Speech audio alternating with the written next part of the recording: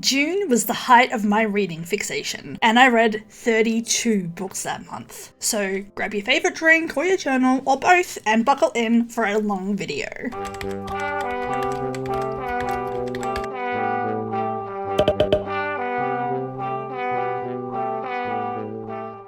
Hi, and welcome back to another reading journal video. As I said in the intro, I was gripped by my reading hyperfixation at this point, so this video is quite long, but I promise the next ones will be much more reasonable. We're starting off with my stats page, and I don't really have a theme for this per se. I just wanted to go with blue. I don't have a lot of blue stationery, but I actually got my monthly sticky subscription, and they were all blue stickers, so I come back later and I add some of those. For this month, I'm recording all the same stats as in my first video, which I'll have that video linked in the cards if you haven't seen it yet. But because I read so much in this month, I needed a whole page for book covers, so I sort of squeezed all of the stats onto one page. I ended up using a light grey marker for a bunch of stuff here, and it was hard to see on camera. I could see it okay in person, but it really did end up being too light, so I go back and I fix this up later.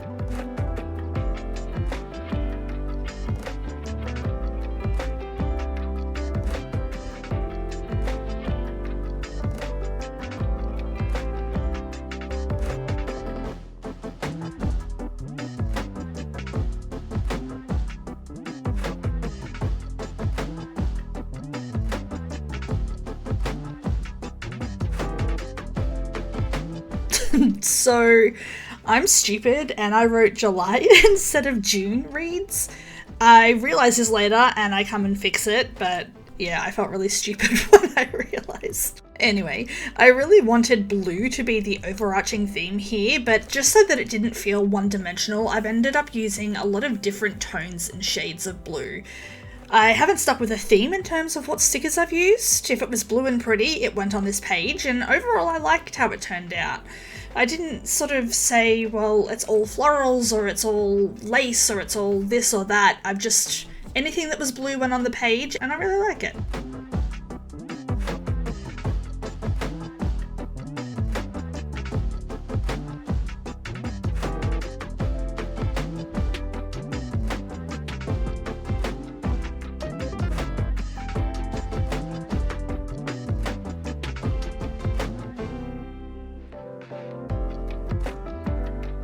Even though the stats page isn't quite finished yet, I've moved on to my books read list. I'll come back and finish the stats page at the end. If you didn't see my last reading journal video, this is my very first reading journal, so I'm still learning what I like and what works for me. So obviously there are going to be mistakes and a lot of trial and error. I think for my next reading journal, this book's read page won't have the actual star ratings, but I'll just record the calculated score, so like whether it got a 4.81 or a 3.2 or however it works out.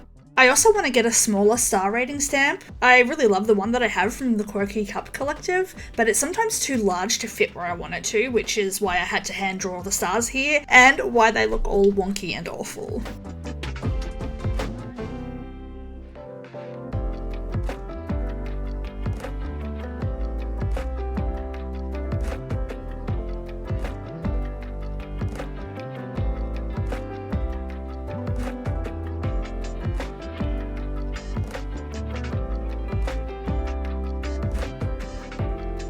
Now I'm just going through and updating my series tracker, my release reader with some books that I'm waiting for, and I'm fixing the title to June rather than July.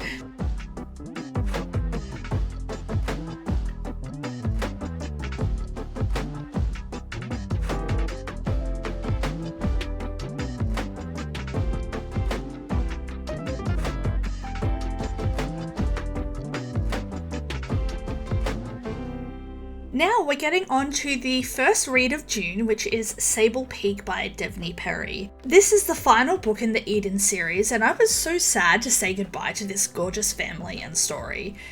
Devney Perry has fast become one of my go-to authors, especially when I want romantic suspense. Her characters are so well written, and her storylines are super engaging. It's going to be hard for me to tell you much about this book since it's the end of a series and it does revolve around characters from previous books, but suffice to say that while there are flaws and things that didn't gel with me about this book, it was still a gorgeous and fitting end to the series. I've decorated this page mostly to complement the book cover since I don't have a lot of stuff that represents our main characters. I've added things like a cabin to represent where our MMC lives, as well as a little mountain vibe to represent the small Montana town that they live in. This book is a romantic suspense, so it does have some spicy scenes and a solid mystery, but I think my favourite thing about this book was watching our FMC deal with some pretty full-on trauma. As someone who has trauma herself, I found this especially poignant and well written, as hard as it could be to read at points. I don't really want to go into too much since I try to make sure that my voiceovers are spoiler free, but also my written reviews aren't, so if you're going to pause, read at your own risk. But anyway, this book follows the youngest Eden sibling, Mateo, and it was so nice to see more from the one Eden sibling that we've seen the least of. This is up there as one of my favourite series from Devney Perry, and I highly recommend it.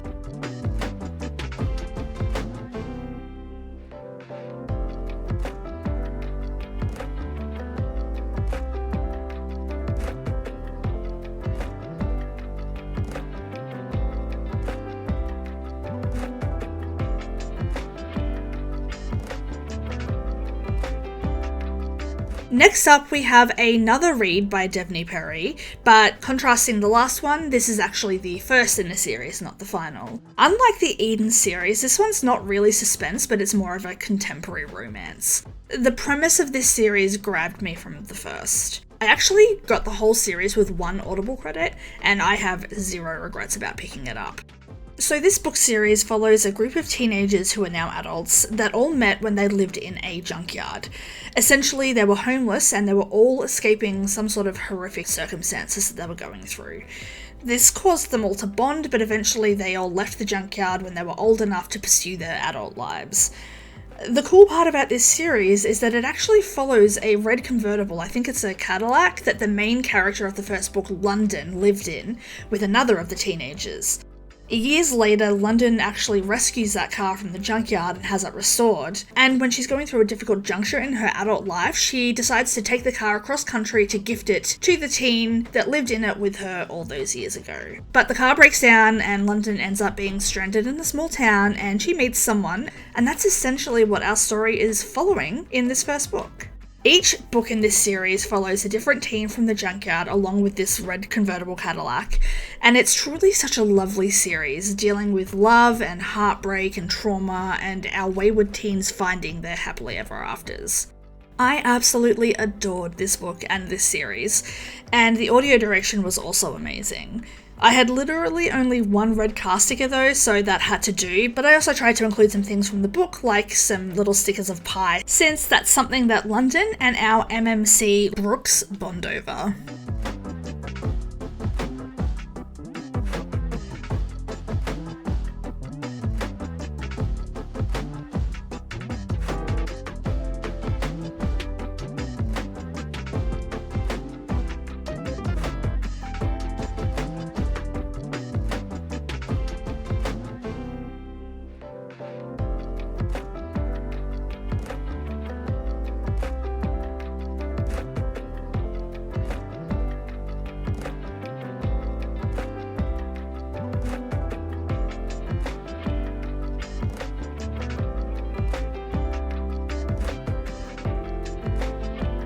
The next book I read was Funny Business by Kayley.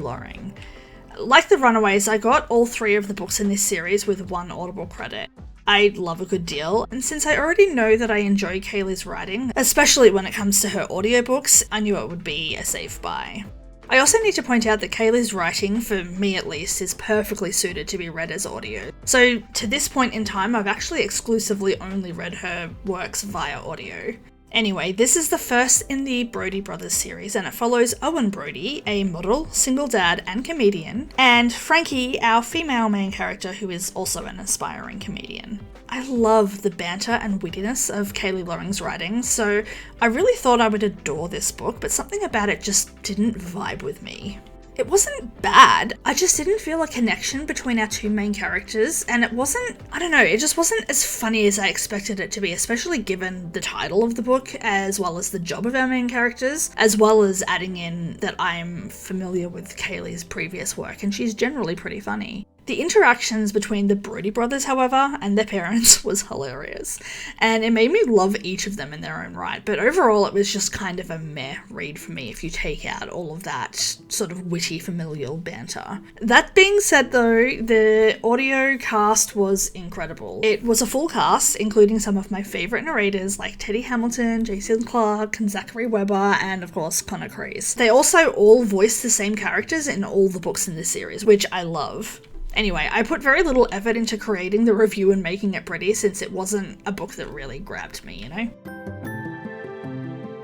We move on now to Irresistible Trouble, which is book 4 in the Copper Valley Fireball series by Pippa Grant. Seeing that it's the 4th book in the series, I won't talk too much about it so I don't give you spoilers to the earlier books, but I will say that I was looking forward to this book the most in this series since it features my favourite member of the Fireballs baseball team, Cooper.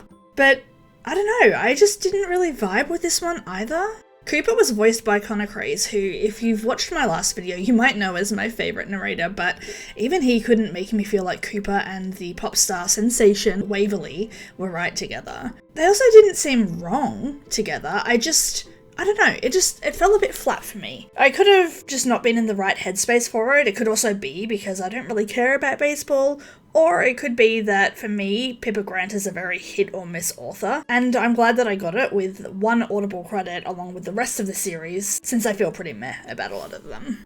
I'm now just adding the first lot of book review covers to the June spreads, and I'm also updating my Hall of Fame spread. I love doing this because it just looks so awesome when it's all finished. For my Hall of Fame, anything that's over 4.5 stars gets added there, and also gets a full spread review. 4 to 4.5 stars gets a single page review, and anything under that is usually a small or a quarter page review. We're now moving on to the next book, which is Wild Highway, book 2 in the Runaway series. I was on a massive Devney Perry kick at this point. This one follows Gemma, who is another one of the Runaways, and she's actually taking London's Cadillac to California.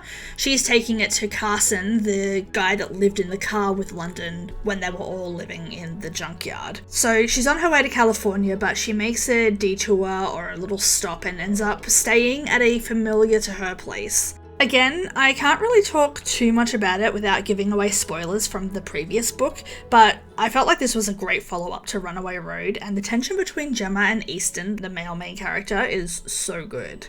This book takes place on a ranch, so I've decorated this spread with that in mind. Honestly, I just love the way Devney Perry writes. If you haven't checked out anything she's written, I highly recommend you do, especially if you like well-written characters and tons of character growth, emotion, and small-town vibes.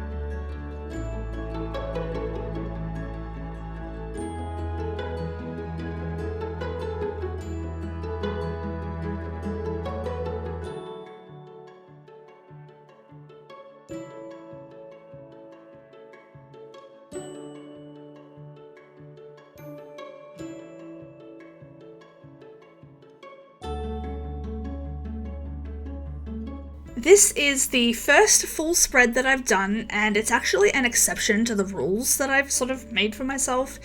This book got 4 stars from me, which normally would mean a single page review, like a full page review, but this book absolutely destroyed me, and I had too much to say about it for it to be just a 1-page review. I got this book for free on Audible at the time, though it's no longer a part of the free catalogue.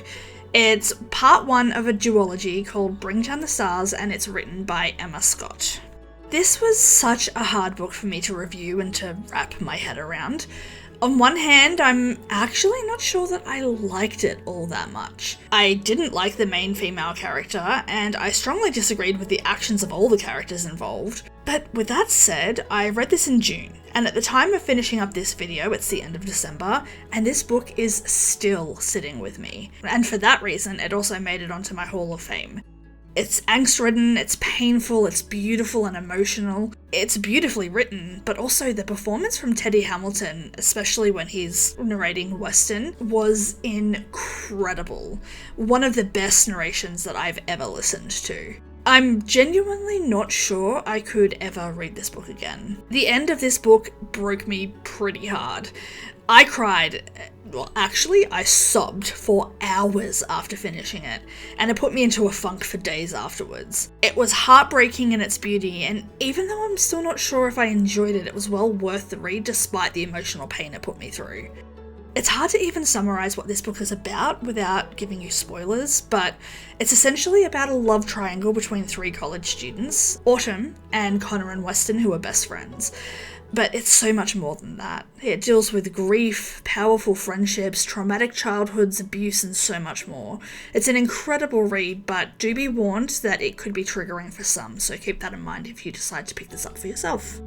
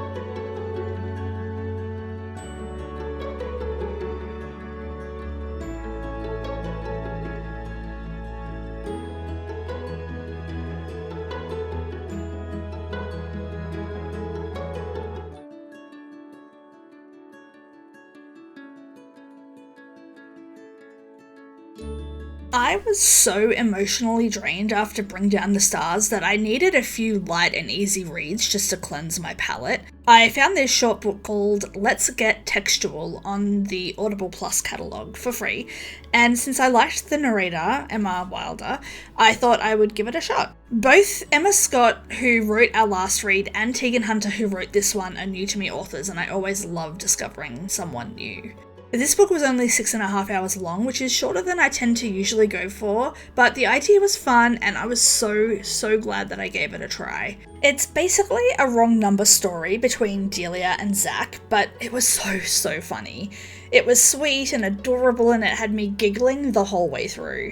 To be fair, it's not like the best written thing that I've ever read. I think because it's short, we missed out on some character development and the conflict and ending could have been much better had we had more time to explore and to set all of that up. But that said, I wanted something light and fun and this book delivered in spades. It also features a goat named Marshmallow, but I didn't have any goat stickers, so I used a lamb instead, so please pretend with me that it's an actual goat creature. I also used the book cover as the main decoration inspiration, but I also added in some circuitry kind of stuff because Zach works in IT and that's about all I had to add to it.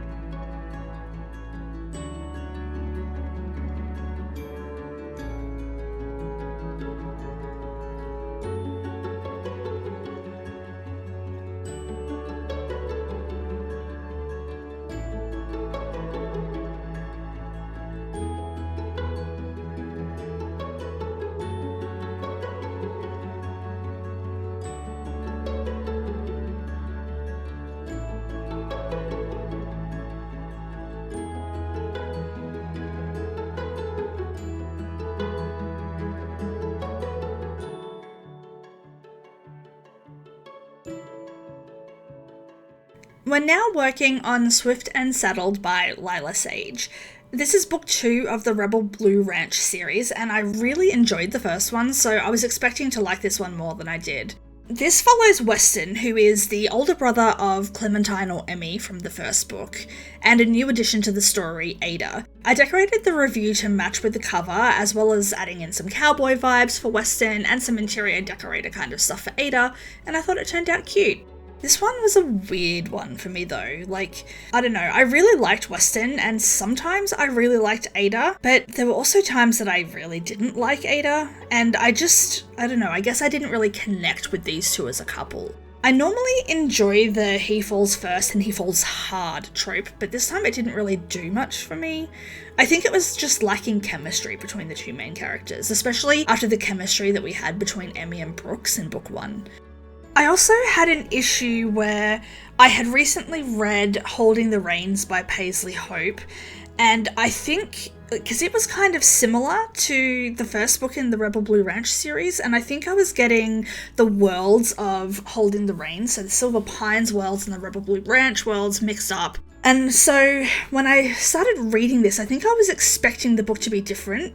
I think I was expecting it to be what is actually book 2 from the Silver Pines series. So anyway, I ended up putting a pause on reading the Silver Pines series while I finished this one. So if I go back and do a reread of this one, I feel like I might feel a little bit differently about it, since I know sort of what to expect this time, but at this stage when I read it, I was feeling a bit underwhelmed. Also, I really like how Lyla Sage delves into neurodivergency with her characters, but I think sometimes her stories can lack a little bit of depth, so I was looking for some of that in this story that I felt like wasn't quite delivered.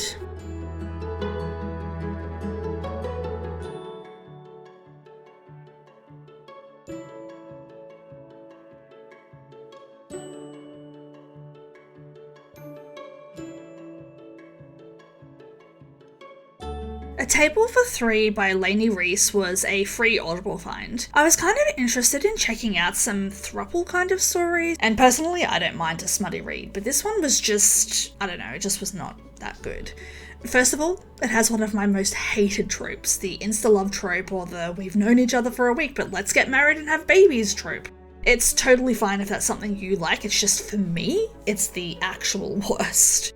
There really isn't any plot to be spoken of in this story either. Like, okay, I generally prefer a solid plot to go along with my spicy sections, but occasionally I don't mind a smut for smut's sake read, but it also has to have something else to it, and this was just, ugh. It's an MFM book and it also involves some BDSM, so if you choose to give this a try, keep that in mind, but honestly, I wouldn't even bother.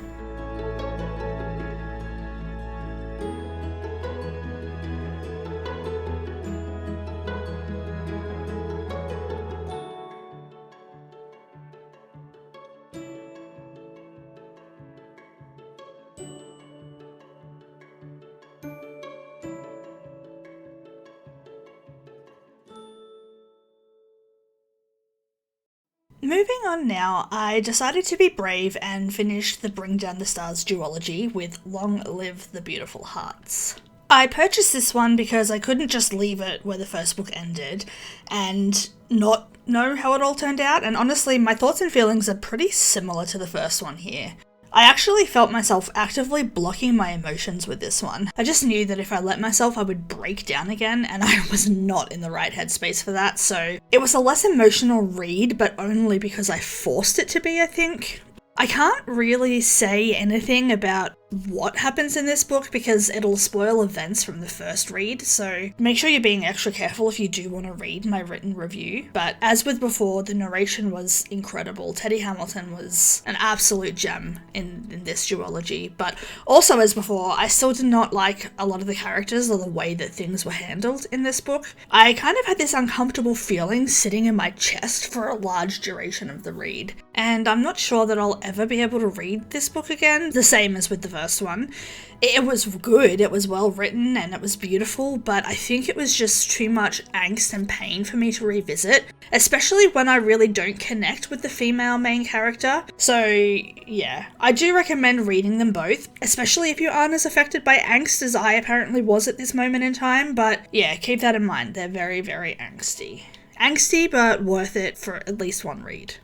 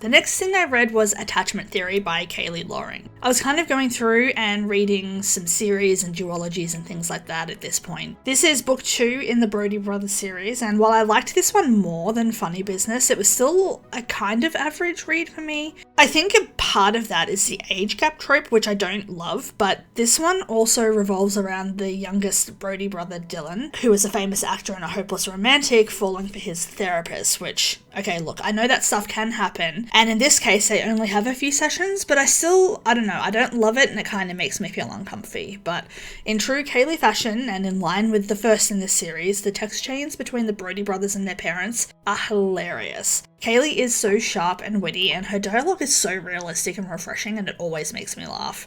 Even when I don't love the main aspect of a book, she'll still have me enjoying it with the witty banter and characters.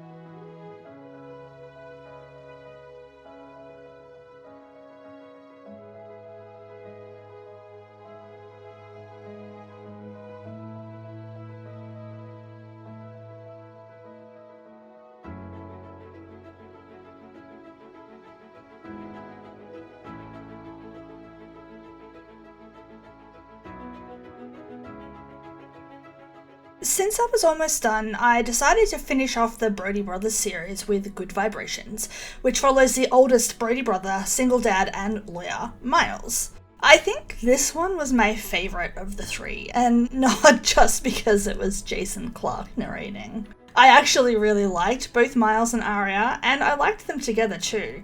I felt like the progression of the story and relationship was more natural as well, which is something that I personally value when reading a romance. I will say though that the storyline of Miles' daughter being bad at singing and the plot sort of revolving around that wasn't my fave. I still enjoyed the book, I enjoyed the Brody banter, I liked the characters, but I don't know, I just didn't love how that whole plot arc was handled. And the thing is, I'm not sure it's even bad, I think it's just not for me, you know? This was probably my least favourite Kayley Loring series to date, but it was by no means bad or anything, and I can easily see it being someone else's favourite series of hers, and I definitely don't regret buying them. I like the Brooklyn Book Boyfriends series more than I enjoyed this one.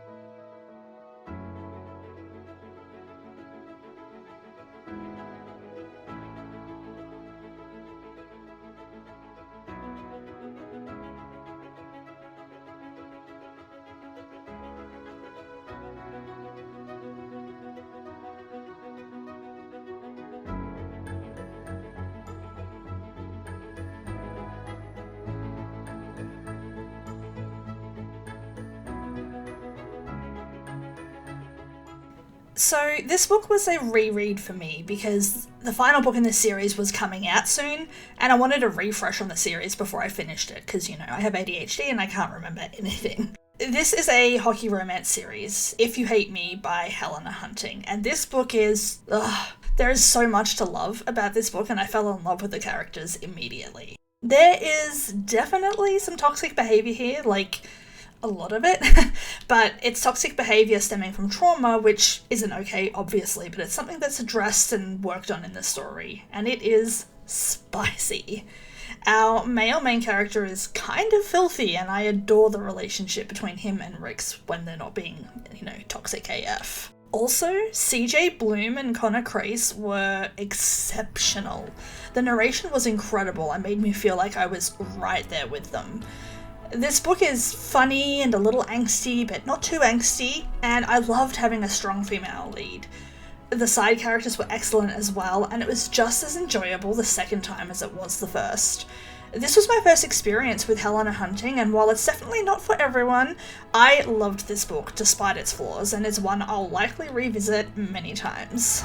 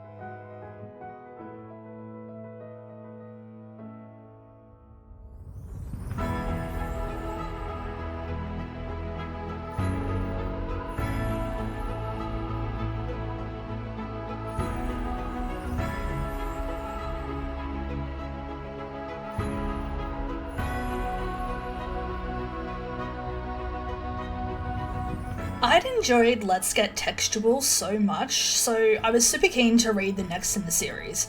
This one wasn't free though, and I had to use an Audible credit to purchase it. This one's called I Wanna Text You Up, and it follows Delia's best friend and ex-boyfriend from the first book. I was expecting it to be funny and a little silly and fun like the first book in the series, but it was a total tone shift.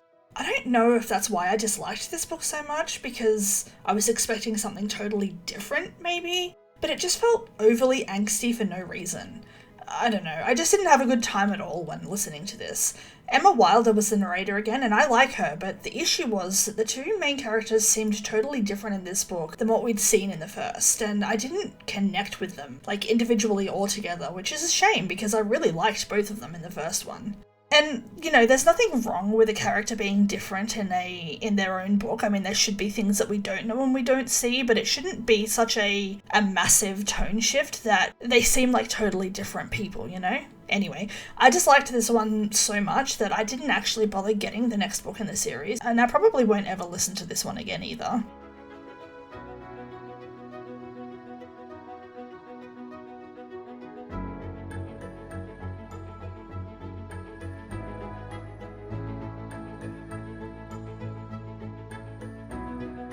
We're on now to the review for Crash Into Me by KM Scott, which was another free find for me from Audible. I was looking for something kind of sexy and easy, but what I got was a bad plot, tropes that I hated, and bad writing. Honestly, I'm surprised that I didn't DNF this one. The pacing was so awful. The female main character was...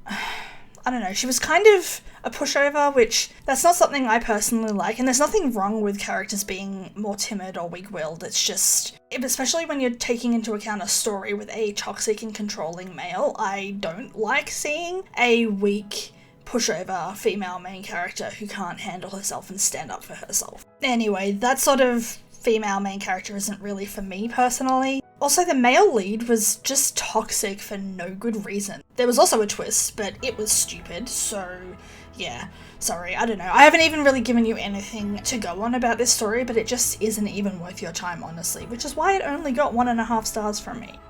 Have Yourself a Grumpy Little Christmas by Pippa Grant is a novella that finishes off the Copper Valley Fireballs series. I guess it technically ended with Irresistible Trouble, which we looked at just before, but this one revolves around, I think his name is Trevor. He's one of the Fireballs players, but he was forced into retirement due to injury, and he's struggling with it. In this short story, he falls for his friend's little sister.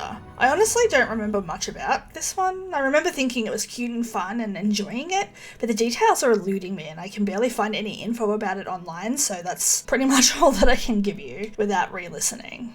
Anyway, it's a cute, fun little read to the end of the Copper Valley Fireballs series, and I enjoyed myself.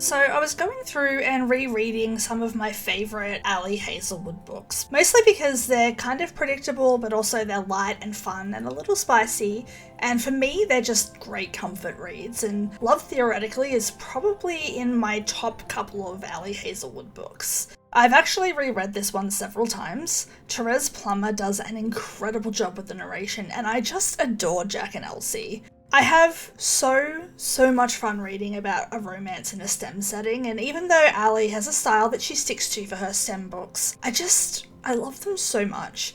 Sometimes I don't need a book to break the mold or be a revelation. I just need it to be fun and light, with a bit of heart and a bit of emotion and a happily ever after, and I get all of that with this book. Here we're dealing with rival physicists. Elsie is a theoretical physicist and Jack is an experimental theorist. Elsie is also fake dating Jack's brother Greg, and let me tell you, I love Greg so much. There's one scene in particular that had me laughing so hard that I had tears in my eyes. Anyway, we have a ton of chemistry between Jack and Elsie, a twist, and one of my favourite things about this book, which is its heart. It was not only romantic, but also a little sad, and it gave me feelings, which honestly, that's exactly what I want from a book, especially one like this. It doesn't have to be the same feelings every time. I just want to feel connected to whatever I'm reading, and this book always makes me feel that way.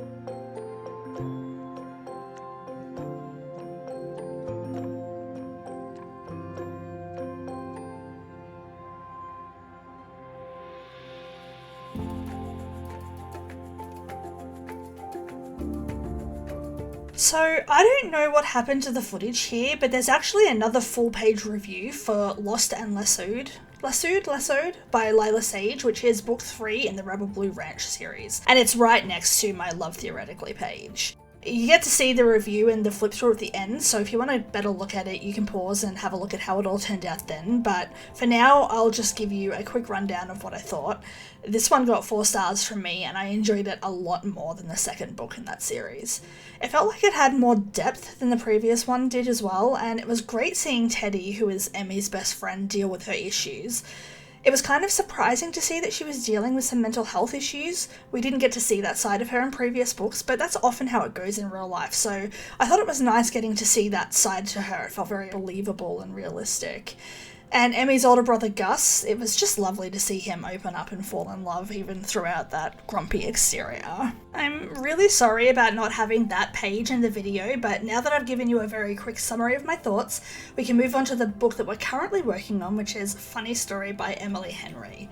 This one was a huge 4.75 star read for me, and honestly, I adored this book. It was so funny, but it was also beautiful and filled with character depth and growth, which is my favourite thing when reading a book. Character-driven stories are always my favourite kind to read, and I read this one in paperback. I loved both Devney and Miles. Individually, they were just awesome people, the kind that I'd want to hang out with personally, but together they were just so cute. They were perfect for each other, and I loved that they would both be able to just be who they were. They didn't need to be rich or have these big important jobs like sometimes you read about these romances with people who are just, I could never, you know?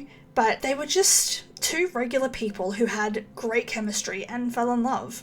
2 people who both had scars and trauma that I related to personally, and who both had to work to overcome those issues.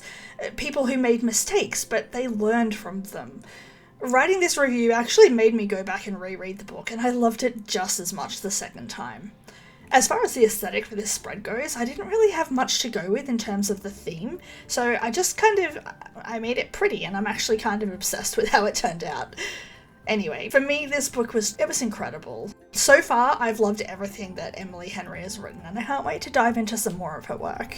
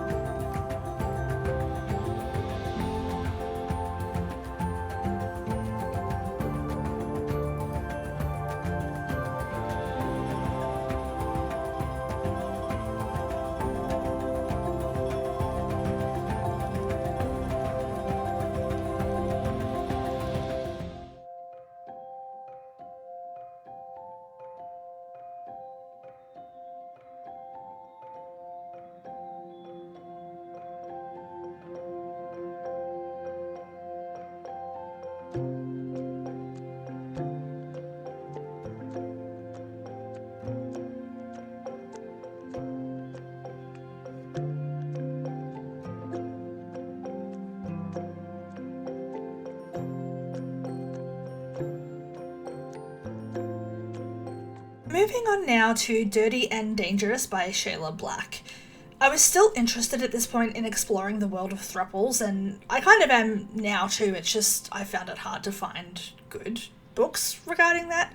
But anyway, I was utilising the free Audible catalogue here, which is where I found this one. And it was It was just bad. It was just bad, okay? It's classed as erotic suspense, so make sure you check any trigger warnings before reading it if you decide you do want to give this a try, but yeah, I don't know. It's so hit and miss with free Audible books. I found some incredible ones for free, and I've also had some really terrible ones. This book is actually MMF, so the men engage in intimacy as well, which I appreciated. I also appreciated the challenging of internalized homophobia from one of the men and then embracing their changing sexuality, but other than that, there wasn't really much good to say about this book. It was kind of just terrible. There's a triggering lack of consent scene that almost made me DNF, and my insta-love trope that I loathe. I just also hated the plot. I thought it was stupid and poorly written and planned out, and I don't know, I guess I don't really like mafia romance. It doesn't really do it for me, but anyway. I do not recommend this book.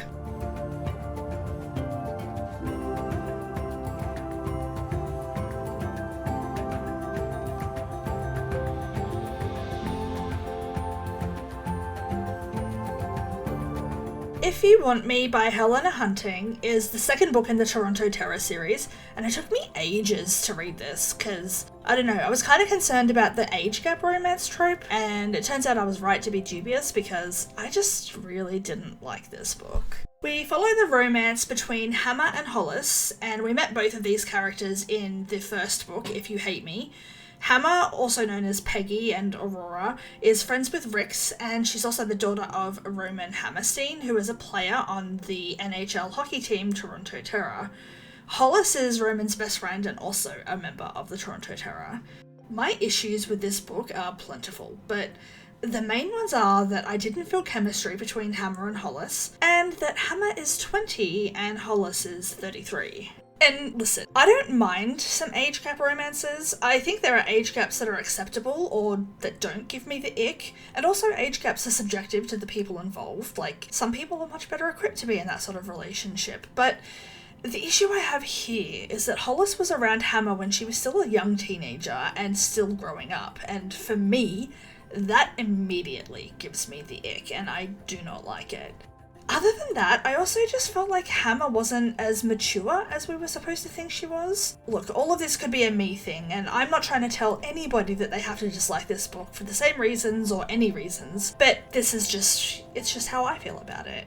And while I'll definitely revisit other books in this series, I don't think this will be one of them.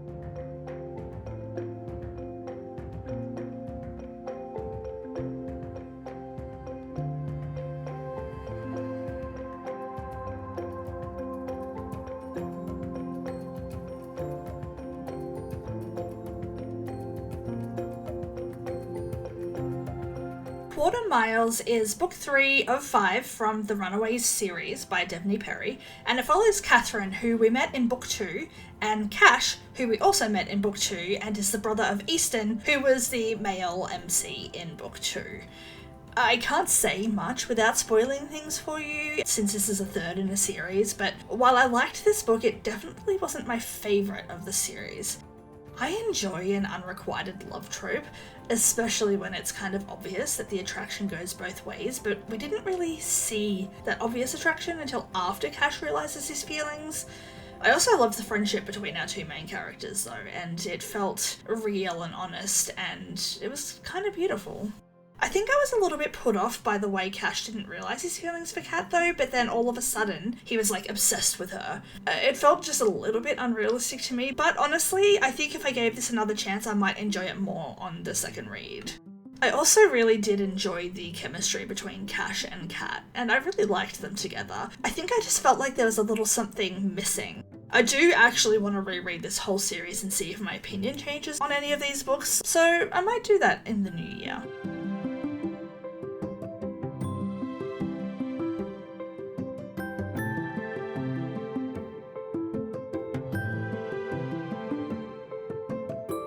We're moving straight on to book 4 of The Runaways, Forsaken Trail, where we get to meet Aria.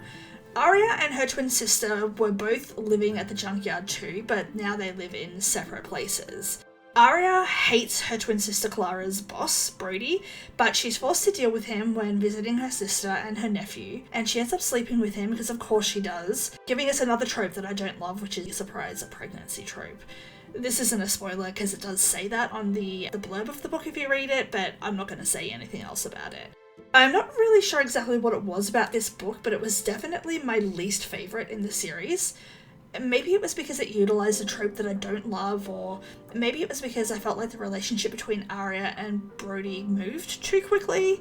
I did really like Brody, but I think Aria was a little too standoffish for me. It was understandable for her character, and I didn't dislike her at all. I guess maybe I just couldn't relate to her. Thinking about it now, I think it might be one that I enjoy more on the second read, the same as with the last one.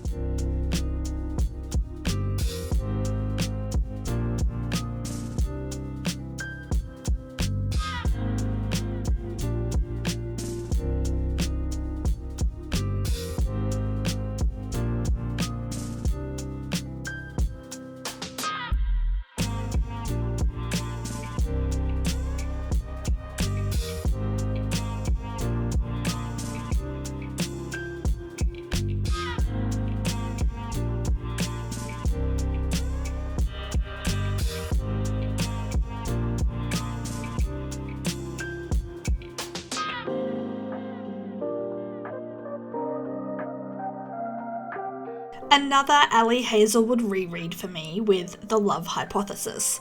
I read this one after reading Love Theoretically and Check and Mate, and I think I'd also read Love on the Brain too, and after those, this was easily my least favourite of her books at the time that I had read it for the first time. On this reread, however, I enjoyed the book so much more than the first time.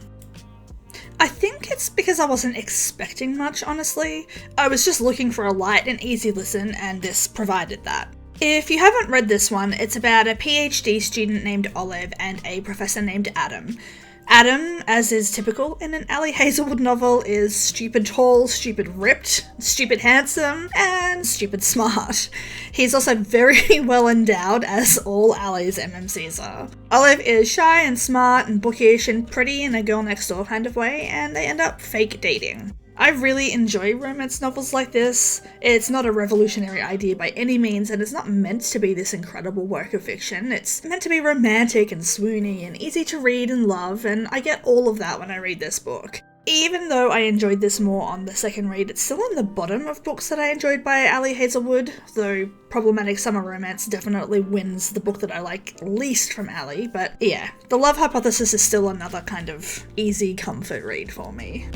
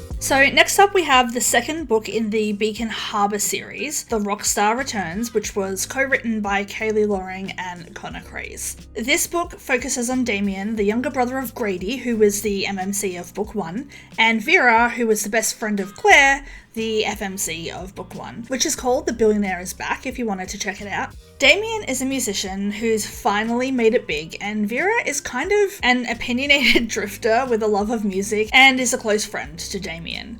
I definitely didn't enjoy this book as much as I did the first, and honestly, I think I was in the wrong headspace for it.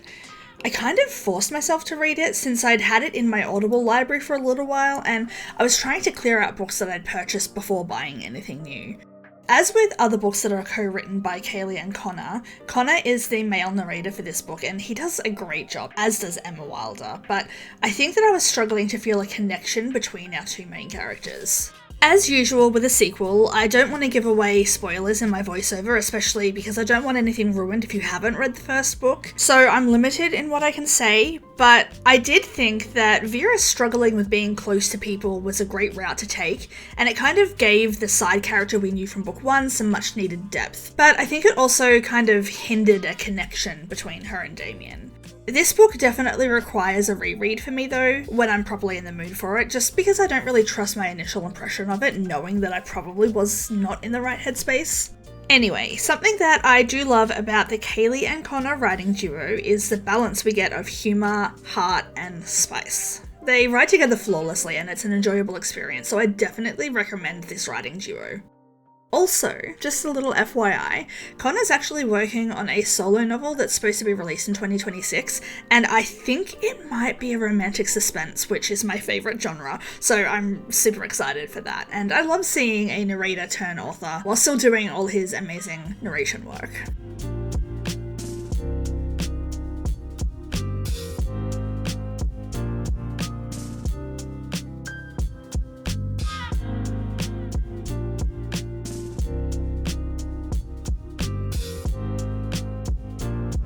Then we have What We Find by Robin Carr. I know I said I was clearing out books that I'd purchased, but I was also trying to read all the books that I got for free in the Audible Plus library, and this was one of them.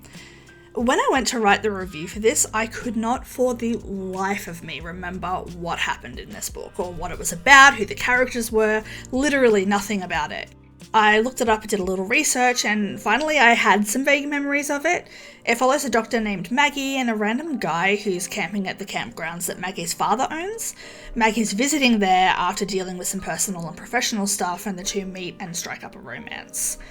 The thing with this book was that it had all the bones of a great story, and it just kind of went nowhere. I didn't really feel a strong tie to either the main character or any of the side characters. I didn't feel invested at all, actually, and it was just kind of boring. It had a lot of promise. I thought the structure and ideas were fantastic, but it was just executed poorly. Maybe I'm being a bit harsh, and that's just me and how I feel, but I found it forgettable, obviously. I don't know, if you've read this book, I'd love to hear what your thoughts on it were, so make sure you comment and let me know.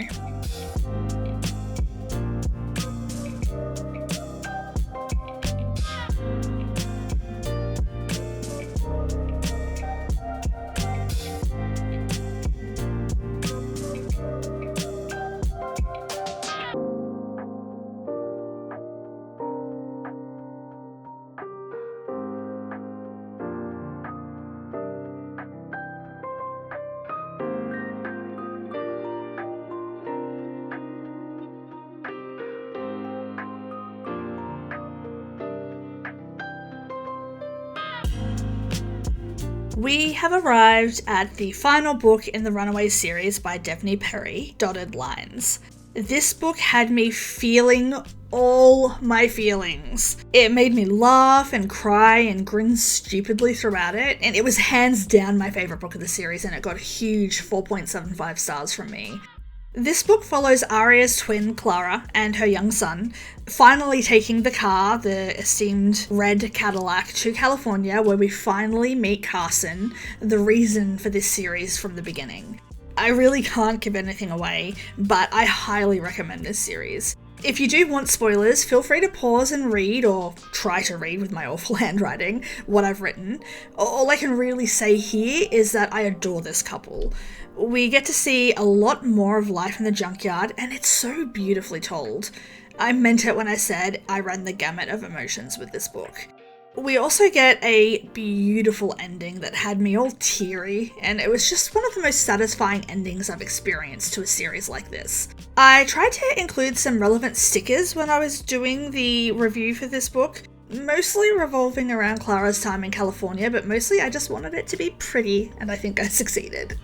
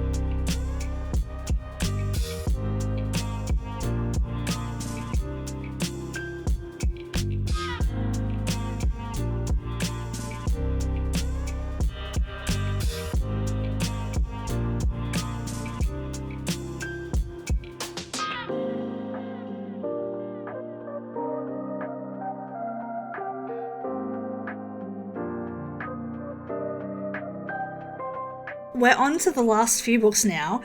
This one is another reread for me because, listen, I just love rereading books, okay? And it's The Boyfriend Goal by Lauren Blakely.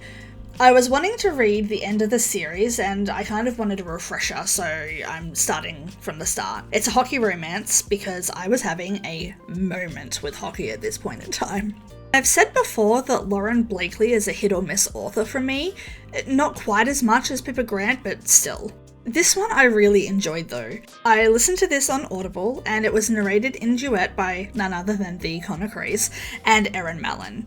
And honestly, this is nothing against Erin. She's incredibly popular for a reason, but she just isn't my vibe, and I often really just don't enjoy her narration style. But even with me not loving the female narrator, it did not detract from my enjoyment of this book at all. I really loved our main characters. We had Josie, a librarian and the sister of the captain of a hockey team, and Wes, or Wesley, a newish player on that same team. This book covers some topics like grief and dyslexia, and I really liked how these were handled. Josie and Wes were also both really just mature humans.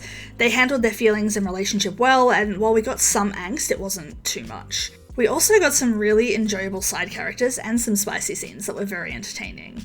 I enjoyed this reread just as much as the first time, and it made me keen to finish off this series.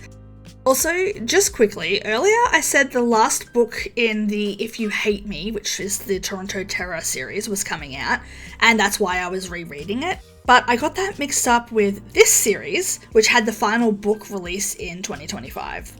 For the Toronto Terror series, I actually wanted to read the next 3 in the series, even though the last books weren't out yet, but I just wanted a refresher on book 1. And I really could not be bothered going back and re-recording all of that, so I'm fixing my mistake here so you know that I messed up.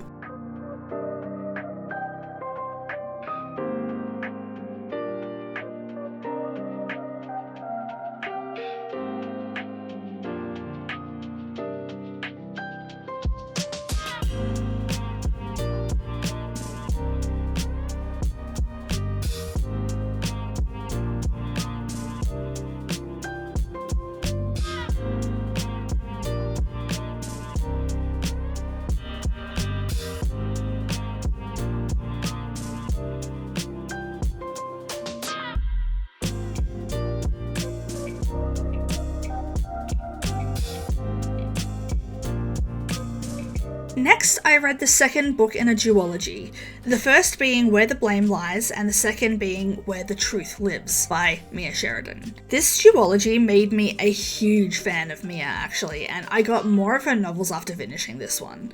Being the second in a duology, there's very little I can say without giving away spoilers for the first book. I'm not even sure I want to reveal who the MMC is for fear of ruining things from the first one, but what I can say is that I enjoyed this book just as much if not more than the first. It's a confronting read, it's dark and grisly, and one you definitely need to check the trigger warnings for, but if you enjoy thriller/mystery type books exploring very dark themes, this one is definitely for you. It also has a dash of romance, though it's far from the main theme in this book.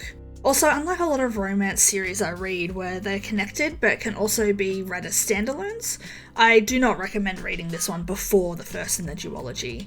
I actually think a lot of it won't make sense in book 2 if you read it as a standalone, even though it takes place almost 2 decades later. That all said though, I adored this book and this duology, and I've become a huge fan of Mia Sheridan because of it, so I would definitely recommend checking it out if this genre is your thing.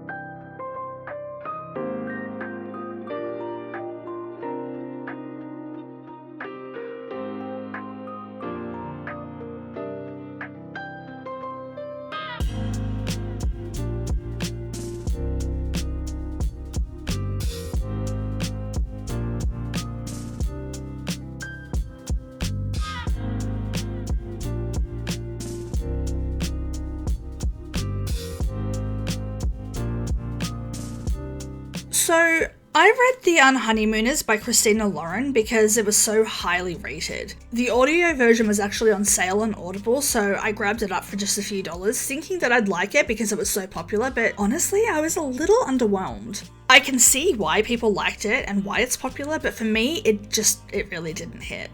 I found Olive to be kind of unlikable a lot of the time, to be honest. She's just not my kind of person, you know? But Ethan is exactly my kind of human, so I enjoyed reading about him a lot. There's also a whole food poisoning thing that grossed me out. I'm really just not good with that sort of thing, so it definitely affected my enjoyment of the book, but that might not be a problem for some of you out there. I do think mostly I just felt like the reason Olive and Ethan were on this honeymoon or the unhoneymoon together, and the way that they needed to lie about it, just entirely unbelievable. I don't know, it's weird because sometimes I'm willing to engage my suspension of disbelief for a concept and others I just can't, and this is one of those for me. Also, the way Olive was treated by literally everybody in her life, especially at the end, it upset me so much. So yeah, it was okay, but it just wasn't a must read for me.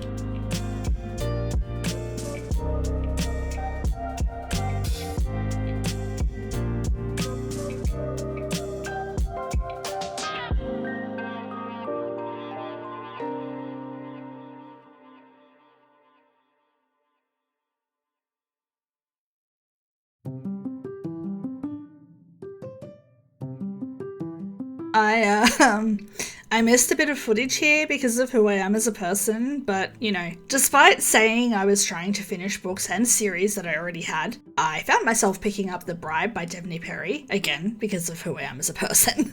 Devney Perry writes a lot of romantic suspense, and this is another book in that genre. And I really enjoyed it, but for some reason, the FMC being a country singing sensation was just, I don't know, I think I had trouble with my suspension of disbelief with this one too, honestly.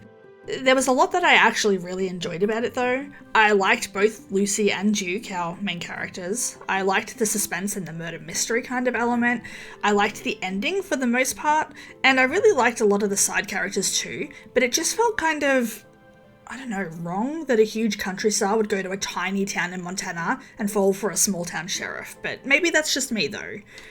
This book got a 3.8 for me, which I rounded down to a 3.75, so it was pretty close to a 4-star read. There was just something that was missing for me, I guess.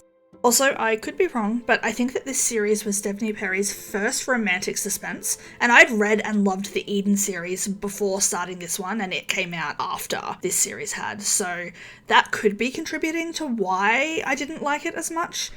Either way, I still really enjoyed this book, and I look forward to the next one in the series.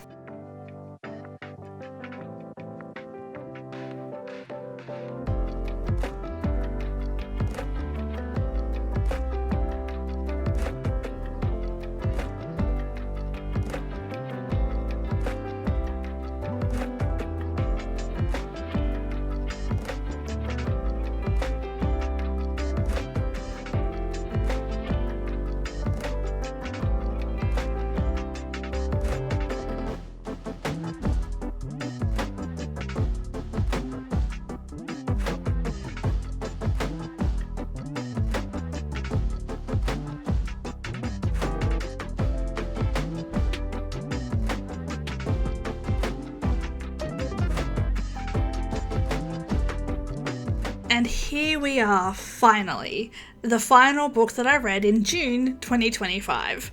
We're ending this month with The Last Eligible Billionaire by Pippa Grant.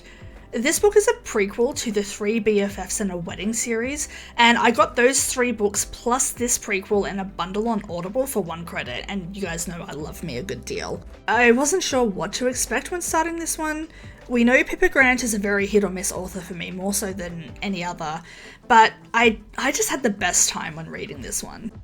We meet Hayes, a grumpy single billionaire, and Begonia, a quirky, chaotic ball of sunshine and a recent divorcee, and her equally quirky dog, Marshmallow. The first chapter of this book had me in stitches. I was laughing so hard. The narration from Teddy Hamilton and Virginia Rose was so good, and I loved watching both Hayes and Begonia blossom, pun intended, and come into themselves through their fake romance. As usual for Pippa Grant, this book was utterly ridiculous, filled with slapstick humour that in this case really worked for me, and it was just such a fun ride the whole way through. It made me super excited to read The Worst Wedding Date, the technical first book in this series.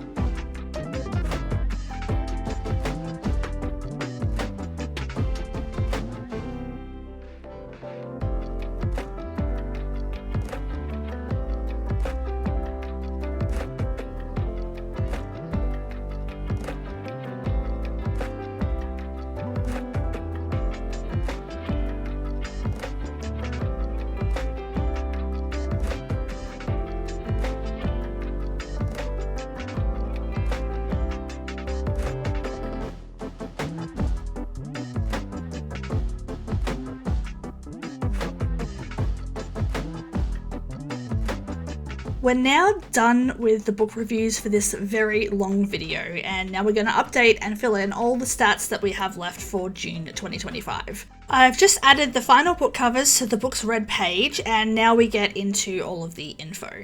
So, in June 2025, which I again point out was the height of my reading hyperfixation, I read a total of 32 books without DNFing even one, which honestly surprises me because there were some not great books in this month. I read a total of 384 pages from physical books, but by far my largest format was audio with 272.22 hours listened. It ended up being 3% print and 97% audio, with 100% of my reading being fiction. 6% of my books read were tagged as slow-paced, 42% were tagged as fast-paced, and 52% were medium-paced, and on average it took me about 2 days to finish a book. Also, the average star rating was 3.63, which I actually think is pretty good considering how many books I read. As far as genres go, I had 30 tagged as romance, 25 as contemporary, 4 as sports, and 2 as erotica. I know that equals more than 32, but I'm getting all my stats from Storygraph, and one book can be tagged as multiple different things. Storygraph is an app where you can record your reads, and at the end of the month it gives you all of these fun stats that I'm using. I have my Storygraph profile actually linked in the description box too, so please feel free to add me as a friend if you want to see what I'm reading currently and how I'm reading things. Something else I like to add to my stats page is my narrator and author of the month, as well as my book of the month.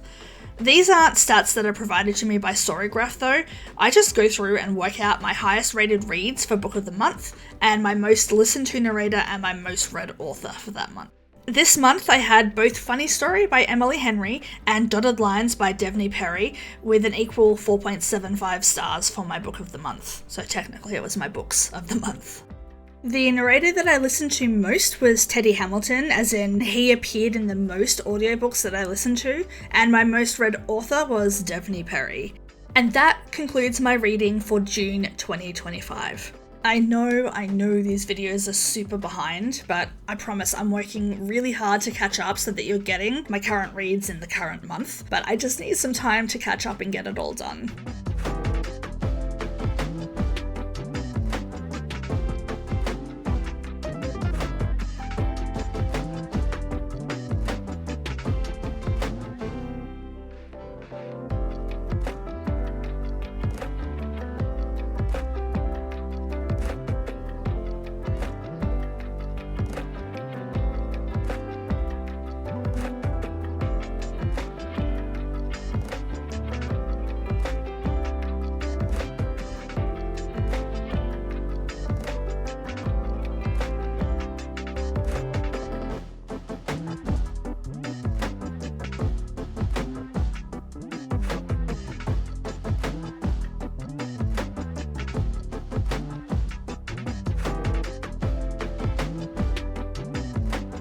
Now that we've reached the end of the video though, I would love it if you would leave me your favourite emoji in the comments, just so that I know you made it all the way to the end. Also, don't forget to subscribe if you haven't. You can also change the notifications for my channel to be notified whenever I post a new video if you don't want to miss any of them. But now, with all of that said, I want to take a moment to thank you for sticking with me through such a long video.